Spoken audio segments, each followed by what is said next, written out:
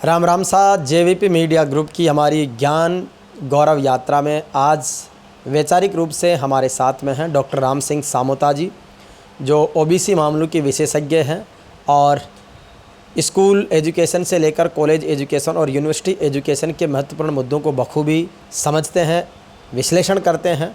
और देश और दुनिया में अपनी बात को बड़ी प्रमुखता से रखते हैं। हाल ही में 3 मार्च 2025 को दिल्ली में लोकसभा के नेता प्रतिपक्ष और कांग्रेस के नेता राहुल गांधी से विशेष रूप से मुलाकात हुई है। ओबीसी एक्टिविस्ट जो देश भर से आए, उनके साथ में राजस्थान से डॉक्टर राम सिंह सामोता भी मिले और इन्होंने ओबीसी आरक्षण और अन्य महत्वपूर्ण मुद्दों पर राहुल गांधी से क्या कुछ खास बात की है, किस तरीके की वार्ता हुई है, क्या सार्थक संवाद रहा है, उसके बारे में जानते हैं। तो डॉक्टर साहब, राहुल जी से जो मुलाकात रही है नेता प्रतिपक्ष से लोकसभा में, किस तरीके से बातचीत हुई, किस तरीके से मुलाकात रही और उसके क्या परिणाम आप देखते हैं? धन्यवाद भाई साहब, आपने मुझे जो वार्तालाप हुई आदरणीय राहुल गांधी जी से उसकी चर्चा करने के लिए आमंत्रित किया, उसके लिए आपको विशेष रूप से धन्यवाद। मुलाकात लंबी चौड़ी चर्चा हुई, उसमें लगभग 1.5 से 2 घंटे के बीच में चर्चा रही और इसमें देश भर के ओबीसी एक्टिविस्ट थे, किसी भी प्रकार के अन्य संगठनों से जुड़े हुए लोग नहीं थे, जो अपने अपने प्रदेश में ओबीसी के साथ साथ एसटी एससी हो गया, एमबीसी हो गया, उसके आरक्षण और उनके युवाओं के साथ जो अन्याय हो रहा है उसके खिलाफ आवाज़ बुलंद करते हैं। चाहे वो उत्तर प्रदेश के युवा थे, मध्य प्रदेश के थे, बिहार के थे, हरियाणा के थे, गुजरात के भी थे और राजस्थान से मैं था और मेरे साथ एक हमारे मित्र हिंगलाज दानचारण भी थे। चर्चा में आरक्षण व्यवस्था, राहुल गांधी जी का जो व्यक्तित्व है वो इस प्रकार का है कि चर्चा बड़ी इंटरेस्टेड रही। ऐसा नहीं लगा कि हम कोई विशेष कोई बहुत बड़े नेता से मिल रहे हैं। उनकी चर्चा ऐसे एक याराना दोस्ताना टाइप में, जैसे एक जो जन नेता होते हैं, जिन जन नेताओं की उम्मीद जनता करती है,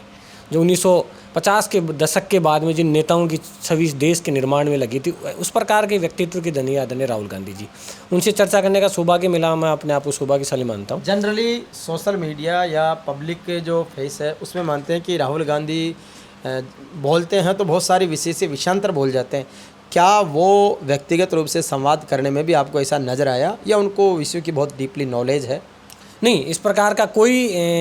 ऐसा नज़ारा या फिर उनसे लंबी बातचीत करने के बाद में ऐसा नहीं लगा कि उनको किसी विषय का ज्ञान नहीं है। इतना ज्ञान है कि मैं आज पूर्ण रूप से दावे के साथ कह सकता हूँ कि देश के जितने भी बड़े तमाम किसी भी पार्टी के नेता होंगे, अगर उनसे किसी भी विषय में राहुल गांधी जी से बात की जाए तो वो बारीकियाँ उस विषय की जानते हैं।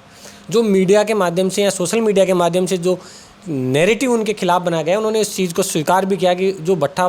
प्रस्तोल की जो घटना हुई थी भूमि अधिग्रहण बिल वाले की, उसको लेकर उन्होंने चर्चा में कहा कि अगर वो घटनाक्रम नहीं होता तो शायद हो सकता है मेरी छवि इस प्रकार से जो डैमेज की गई वो नहीं होती। और बड़े स्पष्ट बेबाक आवाज़ में हमें कहा कि आप डरते क्यों हो,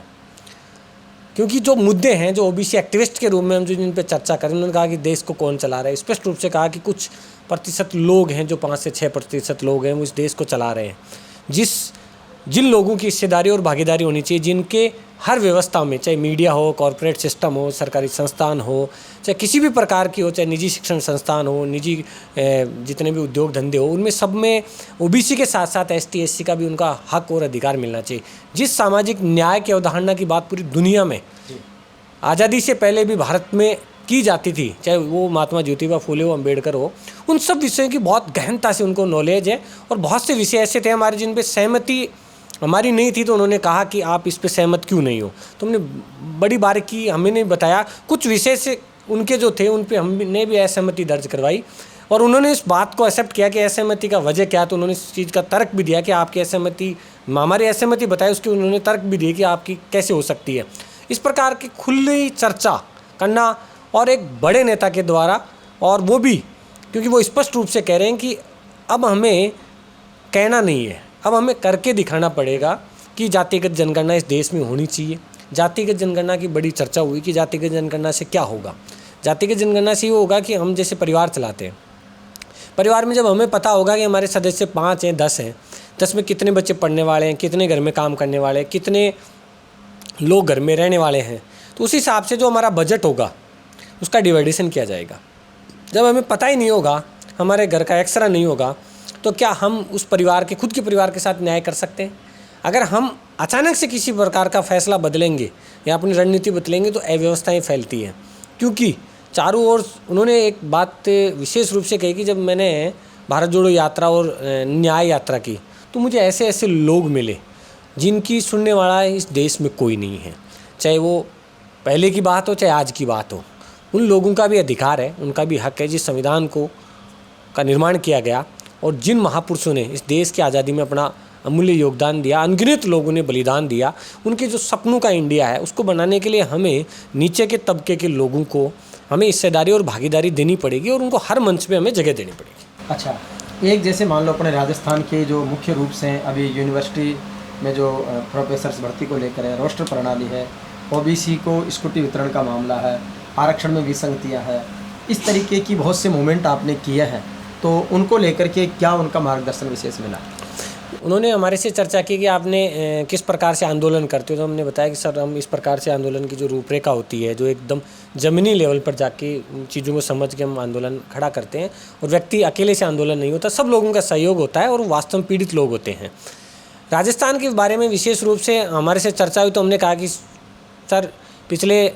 5 साल यानी 18 से 23 में राजस्थान में सरकार कांग्रेस की थी, आप ही की थी, और ओबीसी के साथ में इतना अन्याय हुआ कि लगभग 2.5 से 3 लाख पद सरकारी भरी गए, लेकिन ओबीसी को मात्र 2 से 3% आरक्षण का ही लाभ दिया गया। तो उन्होंने कहा इसके लिए जिम्मेदार कौन है? इसके लिए हमने बिल्कुल स्पष्ट रूप से कहा कि जिम्मेदार पूर्ववर्ती सरकार ने संशोधन किया, बच्चों को पता नहीं चला, कोविड आ गया, सरकार में और सिस्टम में बैठे हुए लोग इस बात को बार बार प्रदेश के मुख्यमंत्री को और अन्य नेताओं को गुमराह करते रहे और उसके बाद में जिन लीडरशिप ने हमारा सहयोग किया, चाहे वो हरीश चौधरी जी हो या अन्य नेता हो, मनीष यादव जी हो, गोविंद सिंह डोटासरा जी हो, सब लोगों ने जो मदद किया, जैसा राम जी चौधरी जैसे लोगों पर सब पे चर्चा हुई वहाँ, तो उसी के साथ में उन्होंने एक्सेप्ट किया इस चीज़ को कि हाँ बिल्कुल आपके साथ में अन्याय हुआ है। तो वो अन्याय कांग्रेस की सरकार में भी हुआ है, तो वो हमारे लीडरशिप की, हमारे स्टेट पॉलिटिक्स में जो लोग पार्टी की और संगठन की राजनीति कर रहे हैं उनकी खामियां हैं, उनकी गलतियां हैं, उनको जनता के बीच में रहना चाहिए था। दूसरी ओर वर्तमान समय में जिस प्रकार से स्कूटी वितरण में 30,000 स्कूटियाँ वितरण की जा रही हैं, ओबीसी की बालिकाओं को 0 स्कूटी दी जा रही है, बार बार रोस्टर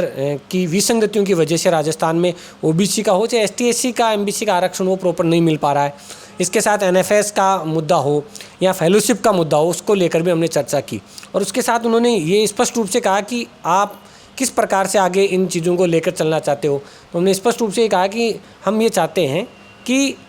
जो कांग्रेस जो बात आप कह रहे हो जातिगत जनगणना की, हिस्सेदारी और भागीदारी की और सामाजिक न्याय के साथ आर्थिक न्याय की भी बात कर रहे हो, कैसी पॉलिसीज होनी चाहिए जिसमें सरकार की जो बजट है उसमें भी जो योजनाएं लॉन्च हो रही है उसमें कहीं ना कहीं जैसे ओबीसी को 30% इसमें से भागीदारी दी जाएगी या ST/SC को इतना दिया जाएगा, अनिवार्य रूप से होना चाहिए। इस पर उन्होंने बड़ी सकारात्मक इस बात को सुना और इसको नोट भी किया कि इसका इम्प्लीमेंट स्टेट की जहाँ कांग्रेस की सरकार वहाँ करेंगे। लेकिन इसके साथ उन्होंने इस बात को भी एक्सेप्ट किया कि ओबीसी ST/SC के जितने भी प्रकोष्ठ हैं उनके जो एक्टिव लोग नहीं हैं, जो चाहे स्टेट में हो चाहे नेशनल में हो, उन सबको भी बदला जाएगा और ये लड़ाई धरातल पे लड़ी जाएगी। आज राहुल गांधी है, कल राहुल गांधी होगा या नहीं होगा ये कोई पता नहीं है, कौन तय करेगा। लेकिन मुझे सत्ता के नशे से दूर और इस राजनीति का जो लोगों में आपसी बंटवारे की राजनीति और भेदभाव की राजनीति जो की जा रही है उससे मैं डरने वाला नहीं हूँ। और हमें ये कहा कि आप जैसे एक्टिविस्ट हो, आप सब लोग राजनीति से बहुत ऊपर हो, आपकी भावनाएं लोगों के साथ में सामाजिक न्याय के साथ हैं, तो आप जैसे हजारों कार्यकर्ता, लाखों लोग जब इस मूवमेंट में जुड़ेंगे, चाहे वो कांग्रेस की सरकार हो चाहे भाजपा की सरकार हो, किसी की होगी, न्याय इस देश की 90% जनसंख्या के साथ तभी होगा जब आप जैसे एक्टिविस्ट लोग इस मूवमेंट को आगे बढ़ाएंगे। जब राहुल गांधी से मिलकर आए तो प्रदेश के कांग्रेस नेतृत्व में या कांग्रेस से जुड़े हुए विधायक हों, पदाधिकारी हों, उनको भी लगा कि डॉक्टर साहब ने एक लंबी रेखा खींची है राहुल गांधी से मिलकर अपने मुद्दों की पकड़ को लेकर। तो ऐसा यहाँ के नेताओं का क्या रिएक्शंस रहा, किस तरीके की अप्रोच लोगों ने की? देखिए भाई साहब, जब हम डेलीगेशन की मुलाकात का तय हुआ तो कहा गया कि आपको किसी से चर्चा नहीं करनी है, लेकिन हमारी जो संघर्ष समिति है ओबीसी आरक्षण संघर्ष समिति, उस पर हमने डिस्कशन करके हमने तय किया कि उन्होंने ऊपर से ये था कि भाई आप तो आओगे, इसके अलावा और भी आपका एक प्रतिनिधि साथ शामिल होना चाहिए। तो हम लोग गए थे आपस में चर्चा करके, क्योंकि ये मुद्दा मेरा अकेले का नहीं है, हो सकता है कि कल मैं रहूं या नहीं रहूं, लेकिन मेरे बाद में भी जो कोई इस प्रकार के मूवमेंट करे तो एक मैसेज ये होना चाहिए कि इस प्रकार के मूवमेंट करने वाले लोग निस्वार्थ होते हैं, अपना समय और धन भी देते हैं, तो उनका लक्ष्य सामाजिक न्याय का होता है। मुलाकात के बाद में राजस्थान के चाहे कांग्रेस के नेता हो, बड़े या छोटे, जो कार्यकर्ता हैं, साथ के लोग हैं, या भाजपा के लोग हो, उन सब का एक ही कहना था, एक ही प्रकार का संवाद था कि आप लंबे समय से इस चीज़ को लेकर एक्टिव थे और अब हमें भी लगने लगा है कि आप इस चीज़ को लेकर बड़े गंभीर हैं और आप राहुल गांधी जी से लोकसभा में विपक्ष के नेता हैं और मजबूत विपक्ष आज के समय में। उनसे मुलाकात करके आपने वास्तव में एक बड़ी लंबी लकीर खींची है और भाजपा के लोगों का भी ये कहना है कि अगर हमारे से जितनी मदद होगी उस प्रकार की मदद हम भी प्रदेश में ओबीसी एसटी एससी के साथ में जो अन्याय हो रहा है उसके साथ में आपके साथ हम खड़े रहेंगे। तो इस प्रकार का ये मूवमेंट कांग्रेस और भाजपा का नहीं है, ये मूवमेंट उन 90% लोगों की हिस्सेदारी और भागीदारी का है जिन्होंने देश की आज़ादी के साथ में सपना देखा था। गरीब से गरीब तबके के लोगों ने, दलित, पिछड़े, आदिवासी, ग्रामीण, पृष्ठभूमि के आर्थिक रूप से कमज़ोर लोगों ने, कि कहीं ना कहीं हमारे भी सरकार को चलाने में और सरकार को जो हम टैक्स दे रहे हैं उस टैक्स का उपयोग हमारे जीवन स्तर को सुधारने और हमारे जीवन को स्वर्णिम बनाने में योगदान होगा। उन लोगों की हक की लड़ाई है। जिस तरीके से राहुल गांधी से मुलाकात हुई है, अब एक वैचारिक रूप से, संगठनात्मक रूप से भी कोई बड़ी जिम्मेदारी मिलने का या बड़ी जिम्मेदारी में जाने का अपने आप को मानते हैं? देखिए भाई साहब, इसका विषय यही है कि ये लड़ाई महात्मा ज्योतिबा फुले राव जी के ज़माने से चली आई है। उसके बाद में बहुत से हमारे लोक महानायक महापुरुषों ने इस लड़ाई को आगे लड़ी है और मेरे से पहले भी अनगिनत लोगों ने इस देश की आज़ादी के बाद में लड़ाई लड़ी है। आज मैं कहीं ना कहीं इस चीज़ को समझ पाया, इसलिए मैं लड़ रहा हूँ और मैं अकेला नहीं हूँ। हम सब लोग हैं जिसमें कहीं ना कहीं आप जैसे बुद्धिमान लोगों का, जो कहीं ना कहीं हमें हर प्रकार से सपोर्ट करते हैं, ऐसे अनगिनत लोगों का योगदान है। एक मेरी व्यक्तिगत विचारधारा की लड़ाई नहीं है, सामूहिक लड़ाई है और आगे इस लड़ाई को हम लड़ते रहेंगे। ये राजनीति से एक बड़ी लेवल की सोच भी है और राजनीति से ऊपर कहीं ना कहीं हम